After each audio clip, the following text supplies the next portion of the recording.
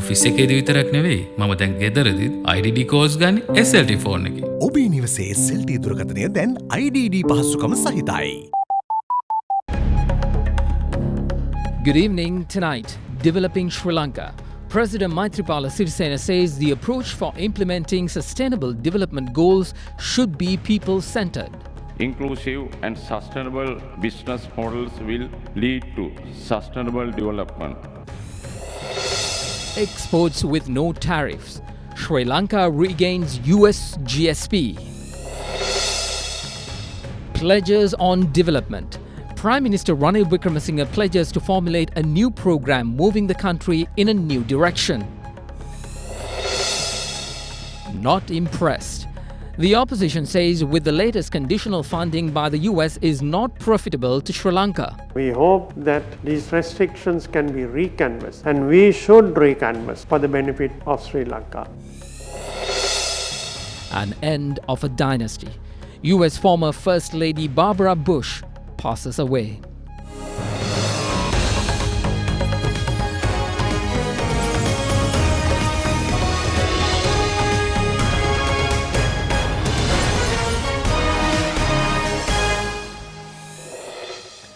It is 9 o'clock on the dot. Welcome to First at 9, Other Derana's premier English news coverage. Hello everyone, I'm Mahesh Johnny.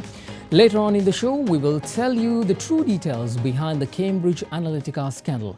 But first, we begin with a weather warning. Severe weather is set to batter most parts of the country over the next 24 hours. Thunder shower warnings are issued for the western, Sabaragamuwa, central, southern, Uva and northwestern provinces with winds of up to 70 to 80 kilometers per hour also forecasted.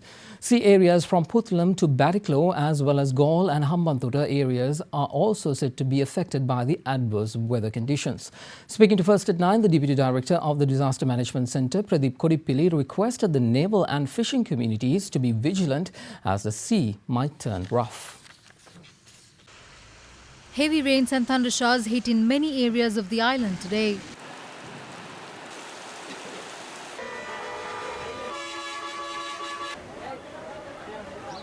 The Department of Meteorology issued severe thunder shower warnings to the areas in western, Sabaragamuwa, central, southern and Uva provinces until 1:30 am tomorrow. Strong winds of up to 70 to 80 km per hour can also be expected in those areas. Speaking to First at 9, the Deputy Director of the Disaster Management Centre, Pradeep Kodipilli, requested the naval and the fishing communities to be vigilant as the sea areas between Puttalam to Batticaloa as well as Galle and Hambantota might get rough. Showers, thunder showers will occur in times in the sea areas of the coast extending from Puttalam to Batty.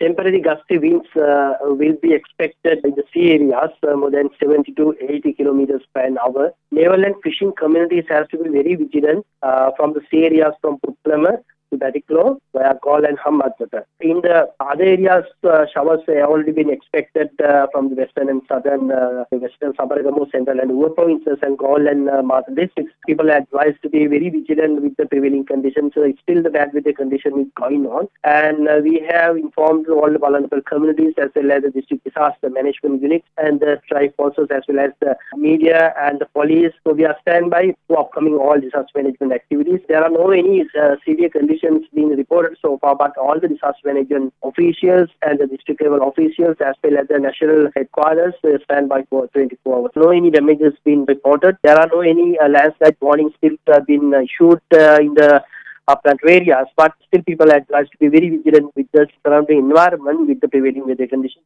People are, as always, advised to seek shelter, preferably indoors and not under trees, to avoid open areas such as paddy fields, tea plantations and open water bodies during thunderstorms. It is also advisable to avoid the use of wired telephones and electric appliances during thunderstorms and refrain using open vehicles including bicycles, tractors and boats.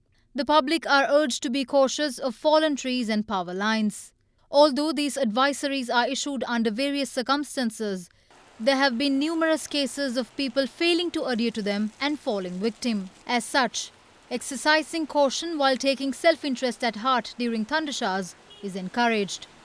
In the meantime, Minister of Disaster Management Ranjit Siambalapitiya requests heavy vehicles not to travel across the bridge at the Udavalave Reservoir when the spill gates are open. Movement of heavy vehicles over the dam was restricted recently after engineers observed several small cracks along the bridge. Following the closure of the spill gates, however, the temporary restriction on heavy vehicles were lifted and was allowed to travel across the bridge at the Udavalave Reservoir. When the spill gates are open, engineers assess the situation.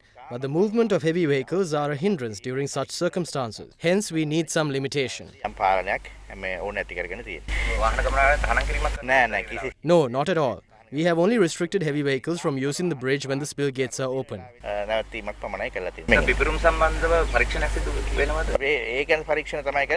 is what we are doing, but calling it even a crack is not appropriate since it's minor. Engineers even said that it's normal. The public should not panic as there is nothing major happening at the dam. You are watching Sri Lanka's premier news channel, Derana 24/7.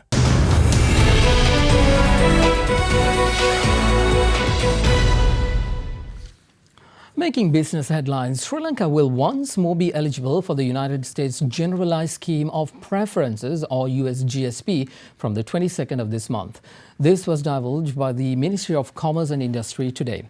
With the reauthorization of the USGSP, Sri Lankan exports along with 119 other nations will get the opportunity to export around 5,000 products to the US without tariff. Sri Lankan exports, when exporting goods to the European Union, get the GSP Plus concession, while when exporting to the United States, get the GSP concession, which concluded on the 31st of December last year.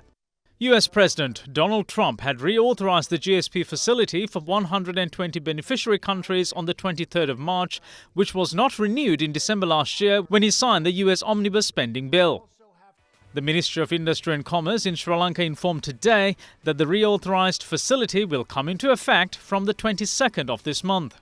It opens up opportunities for around 5,000 products to be exported to the US without tariff from 120 developing countries. The US has been Sri Lanka's leading export market over the years, and the island's total exports to the US last year stood at $2.9 billion, which is a growth of 3.65% from 2016's $2.8 billion. Apparel products are Sri Lanka's biggest export item to the US, taking around 70 to 75% of annual exports. Total US Sri Lanka trade in 2016 was $3.3 billion. With the activation of the tariff, Sri Lanka will benefit from the renewed US GSP scheme until the 31st of December in 2020. With its renewal, Sri Lankan exports to USA under the GSP scheme will be eligible for tariff concession after the 22nd of April this year. Speaking to First at 9, however, the Acting Director General of the Department of Commerce, Namal Karunatilaka, said that the GSP concession doesn't include tariff on textile, which is the biggest Sri Lankan export to the United States. Whatever products that went during the period that was no GSP will be able to claim those duties paid by the US importers. The products that Sri Lanka exports under this concession actually include rubber products, gems and jewelry, ceramic items, seafood, etc. etc. And the important fact I have to highlight here is that apparel or ready-made garments in general do not enjoy any benefits because it's a very sensitive product in the US market. Therefore, the US GSP program does not grant any duty concessions to apparel products coming from other countries. Sri Lanka exported about 2.8 billion worth of products overall in 2017, of which the products that was entitled to GSP benefits amounted to about 193 million last year. And we are one of the countries that utilize GSP scheme in a very satisfactory manner, above the world average of 85%. Parliamentarian Sunil Handunetti says that the political restrictions imposed on Sri Lanka in return for US concessions won't do any good to the country's economy, politics or the people. He raised these concerns in response to the US imposing strict conditions on Sri Lanka through its Omnibus Bill recently. The 1.3 trillion US dollar omnibus bill has allocated 35 million US dollars to Sri Lanka's economic development and democracy programs, particularly in the regions recovering from ethnic and religious conflict. Furthermore, the Act entails conditions on the funding available to Sri Lanka for the rest of the financial year of 2018, which includes increasing accountability and transparency in governance, as well as repealing laws that do not comply with the international standards, particularly in addressing war crimes. These conditions, however, did not please some politicians as they made their thoughts clear to First at 9. When we consider the conditions, it is evident that they affect the political sovereignty of the country, such as removing army in the north and establishing courts for war crimes. If economic benefits are given by imposing political conditions, we insist that they should not be accepted. The reason is those political restrictions won't do any good to the economy, politics or the people. The money they have allocated will be reused for the army to tighten the regional oceanic security. A sum of $500,000 US is allocated for the regional oceanic security. That doesn't protect our country, but their regional politics. Previous conditions were not as grave. We should not accept them influencing our internal politics. Today we see that countries such as Syria are in war because of US actions. Our countries export to the US products which are not strategically important but which are more consumer articles, and imposing severe restrictions and conditions affecting Sri Lanka's internal political and other conditions will not be positively beneficial if those conditions are imposed. To take the example of the UN resolution on Sri Lanka based on wrong facts which was exposed by Lord Nesby in the House of Lords in the UK. Facts were wrong, numbers were wrong. We hope Sri Lanka-US trade will grow and it will benefit our country as well as the markets, but internal interferences and political pressure by way of threatening implementation of the restrictions on funding and product to enter the US market should not be the way that we would appreciate. And we hope that these restrictions can be recanvassed, and we should recanvass for the benefit of Sri Lanka. You are watching Sri Lanka's #1 news channel, Other Derana 24/7.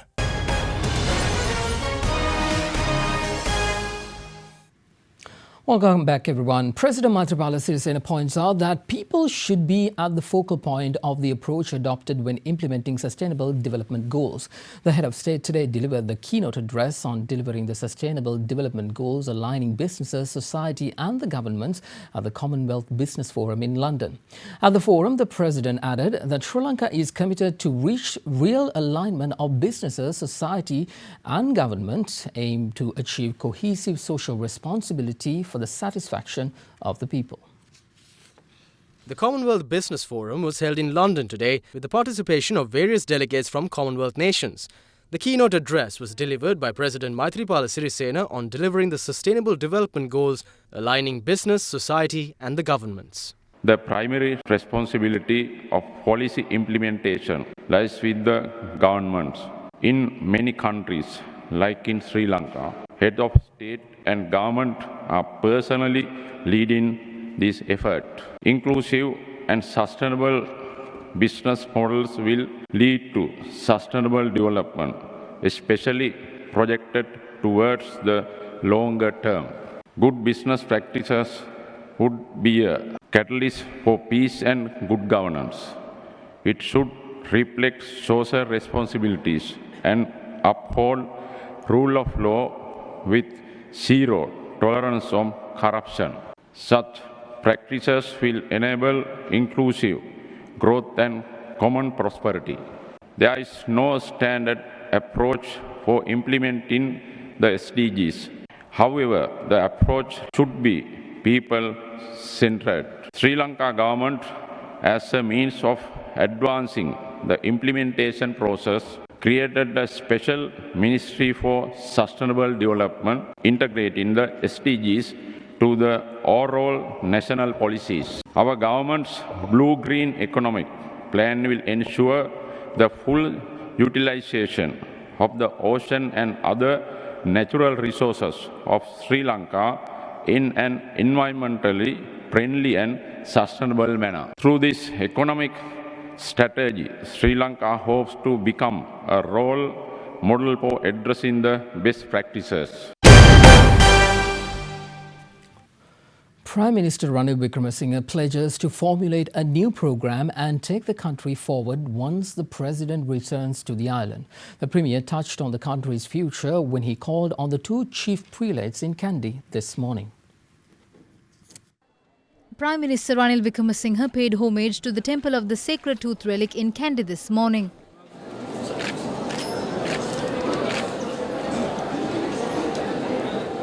The Premier also called on the Chief Prelate of the Malvatta chapter, Most Venerable Tibbatuwa Sri Sumangala Thera, at the Malvatta temple.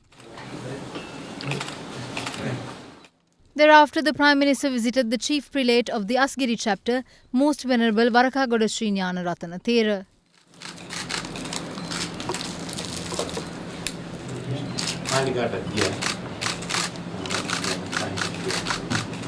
අපි පළමුවෙන් බලාපොරොත්තු වෙන්නේ First and foremost, we hope to strengthen peace and reconciliation in the country. We are taking steps towards that goal. We are hoping to move forward without unfortunate events like which took place in the passing year. It is a time to reap the benefits of certain projects the government implemented, and there are also projects that need to be completed. We are holding discussions on new projects that will be implemented. We are also hoping to formulate a new program to move forward once the president returns to the island. Last year, we had to face various obstacles and ensuing issues, but we reduced the prices of goods to a reasonable level by the Sinhala and Tamil New Year. හැකියාව තිබුණා. ඒ වගේම මේ වැඩ කටයුතු ඉදිරියට ගෙනියනවා. Former Minister of Finance and Parliamentarian Ravi Karunanayake seemed disappointed with the government of good governance, as he said that the coalition government was of no benefit to the country. The parliamentarian made this remark today while speaking to media following an event held in Colombo. People who were defeated in the election were given a chance in our government. We became flexible, but people gave us a message on the 10th of February. They questioned as to what we did by absorbing them into government, and it is time to rectify it. We are appreciative of the group which is with us, as Duminda Disanayaka, Mahinda Amaravira, Mahinda Samarasinghe and several others kept their word.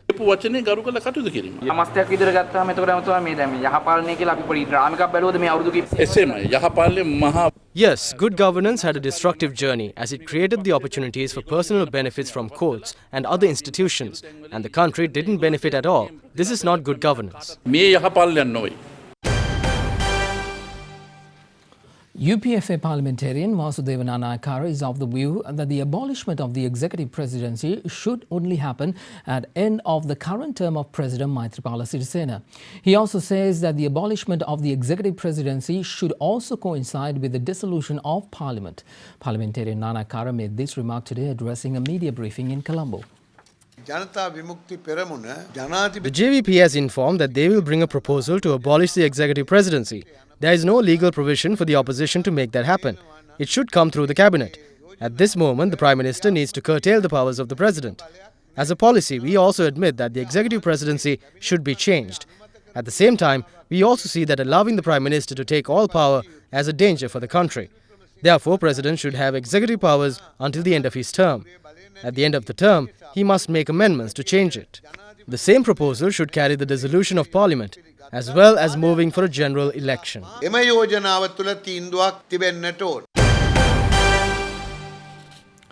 President Maithripala Sirisena met the Sri Lankan community living in London yesterday. Academians, businessmen, university students and various other representatives from the fields were present at this occasion. Now addressing the gathering, the head of state took the opportunity to speak on the recent ban on social media during the Kandy unrest. Over 75% of content in the news that is carried through the internet is fake news. Some of the incidents which were reported on the conflicts between Sinhala and Muslim communities in Kandy were false. Correct information on the procedures followed by the government during these incidents were barely reported. Incorrect information was spread fast to Sri Lankans living overseas. Amidst severe objections, we as the government imposed a curfew, declared a state of emergency and deployed the tri-forces as well as banned social media within a few hours after the Kandy unrest unfolded. Some were affected by these moves, some accused us, and some of the statements by foreign ambassadors even crossed the line. but we were never afraid or hesitant to take action. අපි ගන්න තිබුණු තීන්දුව තීරණ අපි හරියාකාරව ගත්තා. Well, as you just saw, that was our president speaking in London about the issues we recently faced in Kandy that spilled from our online activities. By now, you probably heard that Facebook is scrambling to contain the fallout over a data privacy scandal. We want to give you an insight into what happened and how this is affecting Sri Lankans, or possibly how would it change the way we engage in social media. Facebook CEO Mark Zuckerberg was not forthcoming in addressing this crisis when it was made known, as it took 5 days after a global campaign called #DeleteFacebook gained momentum. So this was a major breach of trust, and I'm really sorry that this happened. So how did we get here, and how does Facebook recover? Well, first of all, let's figure out what happened. So on March 16, 2018, the New York Times and The Guardian reported that a data mining firm named Cambridge Analytica, which had worked on Donald Trump's presidential campaign, had improperly obtained access to more than 50 million user profiles. Experts believe the firm could have used that data to gain an unfair advantage in targeting voters. Mark Zuckerberg didn't say anything about these stories for 5 days, and then on Wednesday, the 21st of March, he wrote a Facebook post and gave an interview to a US network. We may not have all of the data in our system today, so anyone whose data might have been affected by this, we're gonna make sure that we tell. And going forward, when we identify apps that are similarly doing sketchy things, we're gonna make sure that we tell people then too. This scandal is extremely weird because we've known the basic details that Cambridge Analytica got access to these profiles for more than 2 years. Despite all that, this is the biggest public relation crisis Facebook has faced since the aftermath of the 2016 US presidential election. This, as you know, led Zuckerberg to testify in the US Capitol for 2 days, facing very tough questions from them. At a certain point, he proved that the very same thing he's asking from his users is the very same thing he do not want to do. Would you be comfortable sharing with us the name of the hotel you stayed in last night?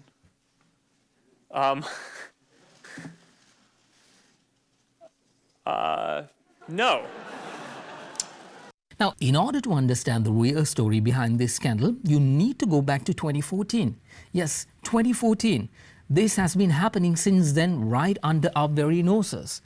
In 2014, a researcher from the University of Cambridge named Alexander Kogan created an app called This Is Your Digital Life. About 270,000 people downloaded it, gave away their information, and Kogan, unbeknownst to them, passed along that information to a data mining and political strategy firm named Cambridge Analytica. At the time, Facebook's Platform Application Programming Interface, or API, let developers like Kogan access information about your friends as well as yourself. Christopher Wiley, who used to work at Cambridge Analytica, told the New York Times and The Guardian that that was how his company was able to get access to information of many as 87 million people. And the idea was that by gleaning your Facebook likes, the company could begin to understand your personality and then more effectively target political advertising at you. This kind of thing is known as psychographic profiling. Experts say that it can be useful at the margins in persuading voters, but at the very same time they say its effect can be easily overstated. Now, Donald Trump's campaign wasn't the first to gain information about potential supporters using Facebook. In fact, in 2012, former President Obama's election team had created an app and done a very similar thing. But there's a big difference. President Obama's team told voters what it was doing. Cambridge Analytica obtained this information in total violation of Facebook's rules and didn't tell anybody who was taking Kogan's personality quiz that their data would eventually be used for political advertising targeting. The Guardian revealed the scheme back in 2015. Soon after that report, Facebook went to Kogan and Cambridge Analytica and demanded that they delete all this data they have obtained in violation of Facebook's rules. But the reports say that in reality, Cambridge Analytica and Kogan never deleted the data, and Facebook never investigated to see whether they had deleted the data as promised. Facebook made it too easy for developers like Kogan to get access to their data, to their friends' data, and to share it. And it never informed people that their data has been improperly used, well, until now, after this whole thing was uncovered. In the aftermath of the 2016 US presidential election, we saw how obviously fake stories could spread faster and more persuasively than many true ones. We don't have to look far. We all know what happened in the recent Candy unrest. Even our Prime Minister revealed recently that Cambridge Analytica did approach him during the 2015 presidential election. I must say Cambridge Analytica came and canvassed me also to get work from the UNP. Fortunately, we did not use the services of Cambridge Analytica, but they have an office here. Now, as Sri Lankans, what is our authority is doing to ensure that these issues do not, or at least try to avoid them coming to our shores? We even have a local law that was made into law in 2007 or 2008. It's called the International Convention on Civil and Political Rights law. And according to that law, actions that could cause enmity and hatred among communities, ethnic groups and so on is illegal, punishable by imprisonment for up to 10 years.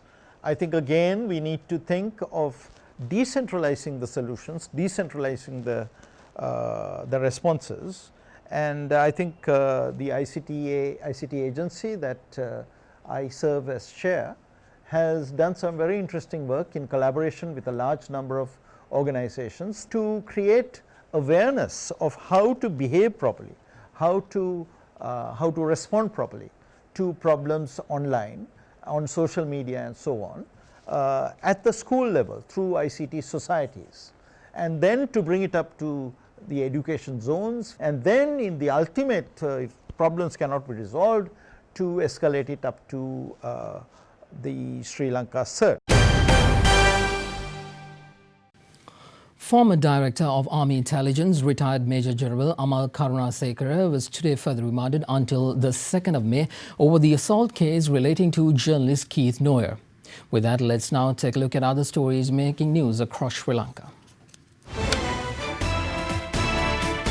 The management of the Karapitiya hospital claims that there are over 30 elderly persons who are not picked up by their relatives following due treatment. The management says that the hospital has to bear an undue cost in accommodating them. The 10-year-old child who was deprived from school education in Ganemulla due to her mother contracting HIV met the Minister of Education Akila Viraj Karyavasam today. During the meeting, the minister took measures to secure the deprived child another school. In the meantime, fishermen in the area of Vadamarachi in Jaffna, who use large nets, have gathered a harvest of well over 10,000 kilograms of Trevallies fish species, commonly known as parau. You are watching Sri Lanka's award-winning news channel, Other Derana 24/7.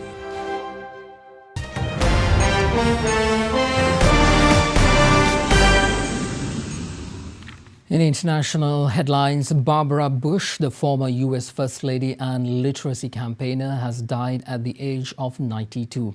She was the matriarchal figure of a political dynasty that included 2 presidents, her husband George H.W. Bush and son George W. Bush.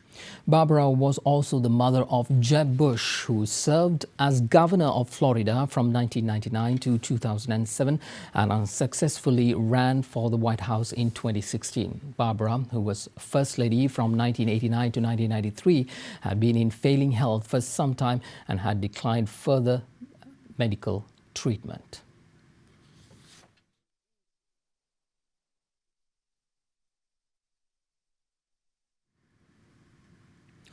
A passenger on a Southwest Airlines flight was partially sucked out of the aircraft and later died as an engine exploded in mid-air. The incident on the flight with 149 people on board nearly sucked another out of a window which had been shattered by shrapnel. The Boeing 737, which was bound to Dallas from New York, made an emergency landing in Philadelphia.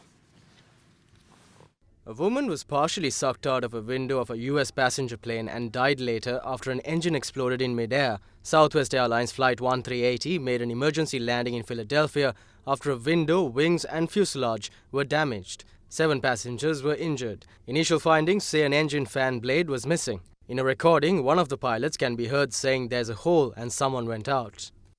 Injured passengers okay, and is your airplane physically on fire?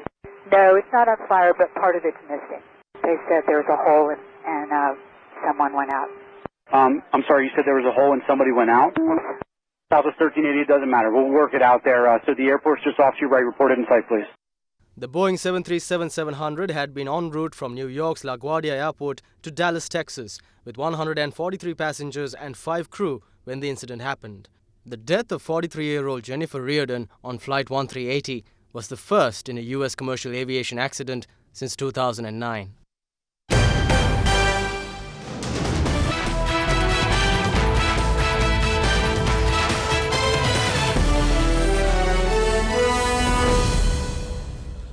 The 33rd National Rowing Championship, organised by the Amateur Rowing Association of Sri Lanka, is scheduled to be worked off on the waters of Devanaya Lake the day after tomorrow until the 22nd of April. The ARASL has taken a positive step in organising the National Rowing Championship this month after moving up the event to April from September. The motive for this lies in the objective of building a stronger national rowing side and giving the team optimal preparation time for the forthcoming Asian Games and the other international regattas that will take place around September and October. Over 350 athletes from 17 institutions will compete in the events representing the armed forces, leading universities and international schools. The championship will be divided into 3 categories: under 18, over 18 and open. Let's cross over to Shenla Fernando, who is at the Weather Centre with your weather.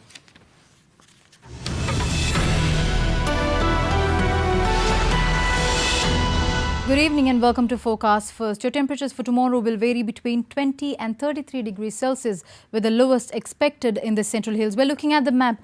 A low pressure zone will form from the south and will gradually disappear. Sunny weather is forecasted in the areas of Jaffna and Mena.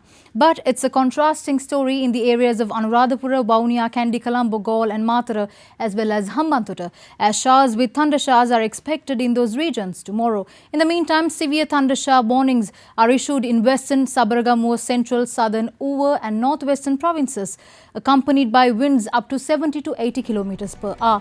That's all we have from the Weather Centre tonight. Up next is your City by City forecast.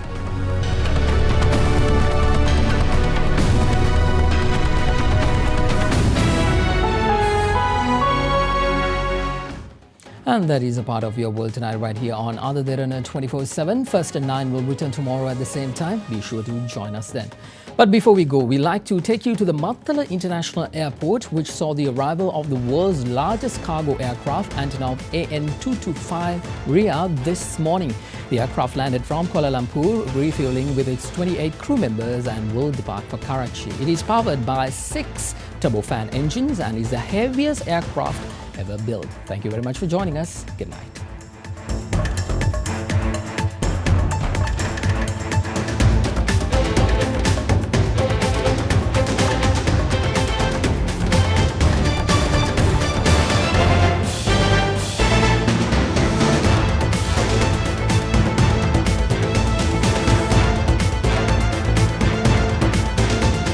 Bringing you the news and information 24 hours a day. This is Sri Lanka's premier news channel, Other Derana 24/7.